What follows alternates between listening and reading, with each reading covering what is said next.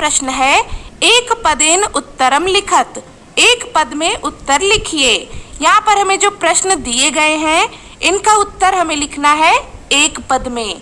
पहला प्रश्न है, व्याधस्य नाम किम आसीत, शिकारी का क्या नाम था? उत्तर है चंचलः यानी कि चंचल। दूसरा प्रश्न है, चंचलः व्याघ्रम कुत्र दृष्टवान, चंचल ने बाघ को कहाँ देखा? उत्तर है जाले यानी कि जाल में।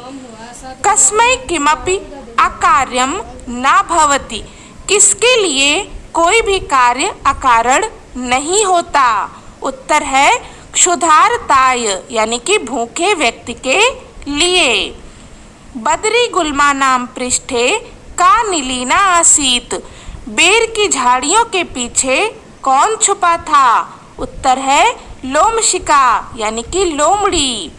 सर्वः किम समीहते, सभी क्या चाहते हैं? उत्तर है स्वार्थम यानी कि अपना भला।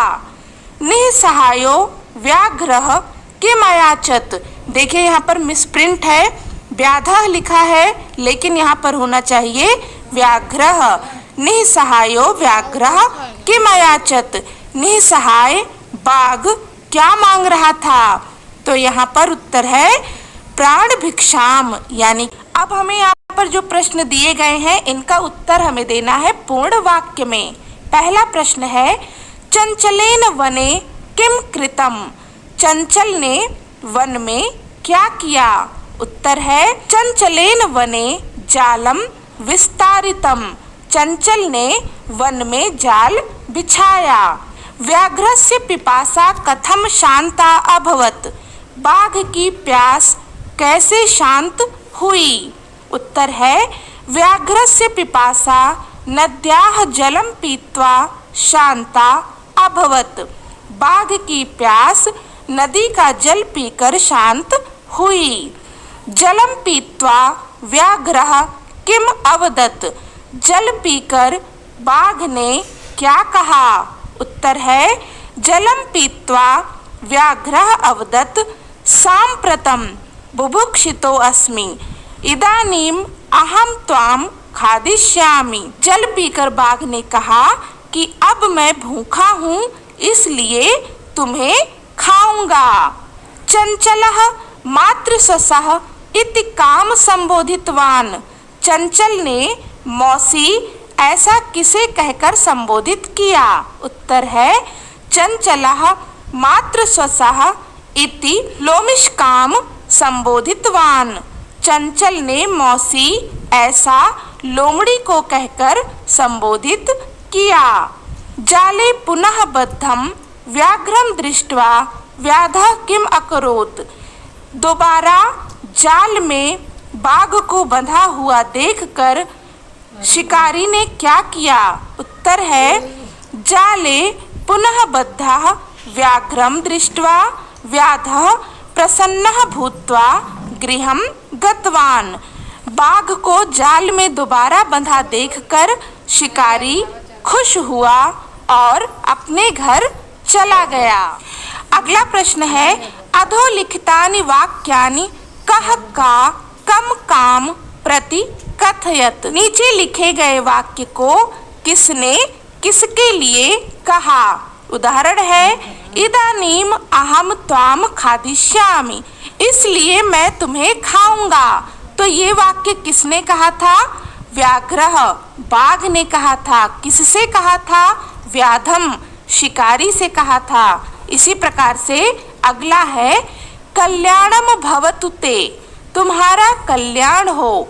यह वाक्य किसने कहा था? व्याघ्रः बाघ ने कहा था। किससे कहा था? व्याधम शिकारी से कहा था। फिर है, जनाः मयि स्नानम कुर्वन्ति, लोग मुझ में स्नान करते हैं। यह वाक्य कहा था नदी जलम यानी कि नदी के जल ने। किससे कहा था? व्याधम यानी कि शिकारी से। फिर है, अहम त्वत्कृते धर्मम आचरितवान त्वया मिथ्या भणितम, मैंने तुम्हारे लिए धर्म का आचरण किया, तुमने झूठ बोला।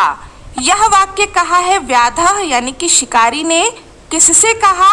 व्याघ्रम यानी कि बाघ से। यत्र कुत्रापि छेदनम कुर्वन्ति, जहाँ तहाँ कटाई भी करते हैं। यह वाक्य किसने कहा था? वृक्षः, वृक्ष ने कहा था। किससे कहा था? व्याधम, शिकारी से। फिर है सम्प्रति पुनः पुनः कूर्दनम कृत्वा दर्शय, अब बार बार कूद कर दिखाओ। यह वाक्य कहा था लोमशिका यानी कि लोमड़ी ने। किससे कहा था? व्याघ्रम यानी कि बाघ से। अगला प्रश्न है रेखांकित पदम आधृत्य प्रश्न निर्माण। रेखांकित पदों के आधार पर प्रश्न का निर्माण करें। यहाँ पर हमें कुछ वाक्य दिए गए हैं। इन वाक्यों में कुछ पद ऐसे हैं जिन्हें रेखांकित किया गया है।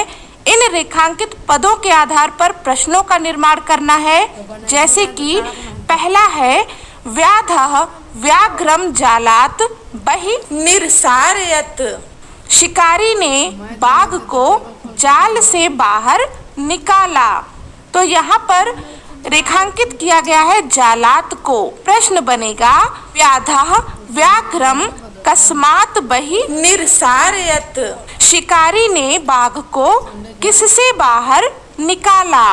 अगला है चंचलः वृक्षम उपगम्य आपृक्षत, चंचल वृक्ष के पास जाकर पूछा। यहाँ पर रेखांकित पद है वृक्षम। प्रश्न हो जाएगा चंचलः कम उपगम्य आपृक्षत, चंचल किसके पास जाकर पूछा। अगला है व्याघ्रः लोमिशकाय निखिलाम कथाम न्यवेदयत, यहाँ पर भी मिसप्रिंट है। यहाँ व्याधः होना चाहिए, यानी कि शिकारी ने लोमड़ी को पूरी कथा सुनाई। तो यहाँ पर रेखांकित पद है लोमिशकाय। लोमिशकाय की जगह पर हम लिखेंगे कस्यै। व्याधः कस्यै निखिलाम कथाम निवेदयत, शिकारी ने किसे पूरी कथा सुनाई। फिर है मानवाः वृक्षाणाम छायायाम विरमन्ति, लोग वृक्षों की छाया में विश्राम करते हैं। रेखांकित पद है वृक्षाणाम, इसकी जगह पर हो जाएगा केशाम। मानवाः केशाम छायायाम विरमन्ति, लोग किसकी छाया में विश्राम करते हैं।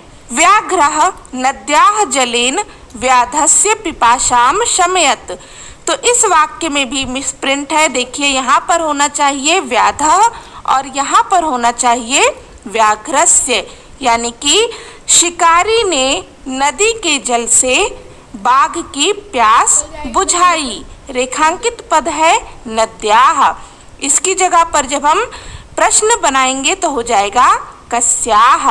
व्याधः कस्याः जलेन व्याघ्रस्य पिपाशाम शमयत, शिकारी ने किसके जल से बाघ की प्यास बुझाई।